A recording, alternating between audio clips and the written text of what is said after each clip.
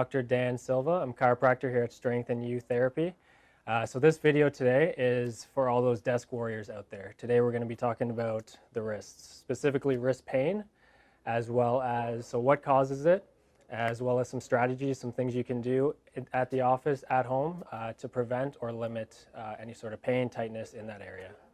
There's no real way to completely avoid tightness, tension, but we want to make sure we're doing the right things to avoid problems down the road as much as possible. The rule of thumb is that we want to spend as much time as possible with our joints in a neutral position and limit prolonged periods of time outside of that neutral position. So for the wrists, what does a neutral wrist look like?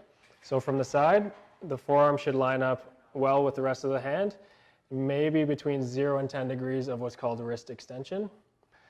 In this direction, you want the middle finger to line up perfectly with the rest of the forearm. From the top, you're going to see that the middle finger lines up pretty well with the rest of the forearm and should form a pretty straight line. In terms of flexion or extension, which are these motions here, you want the forearm to line up with the rest of the hand, or maybe about 0 to 10 degrees of what's called a wrist extension. So just like that. One little tip or trick you can do is set a reminder either on your phone or on your computer, just to remind yourself once an hour to do sort of a posture check. Make sure you haven't spent a full hour in bad positions without moving, getting up, or taking a break. So what we're going to do now is go through what to do each hour just to give your wrists a little bit of a break. We're going to do something called the Brugers Exercise. So you're going to slide forward in your chair, make sure your feet are firmly planted on the ground. We're going to take the thumbs, roll them backwards, and they're going behind you, and you're opening up through the front of the chest and looking up at about a 45-degree angle. You're going to want to take a couple breaths in that position. It's really going to help to counteract that sort of sitting creature posture that a lot of desk workers get into. So another thing you can do, just to get some range of motion through those wrists, are called wrist circles. So we're going to put the arm out and we're going to do one at a time. We're going to do a nice slow and controlled circle of the wrist, making sure we're moving only the wrist, going in both clockwise and counterclockwise directions.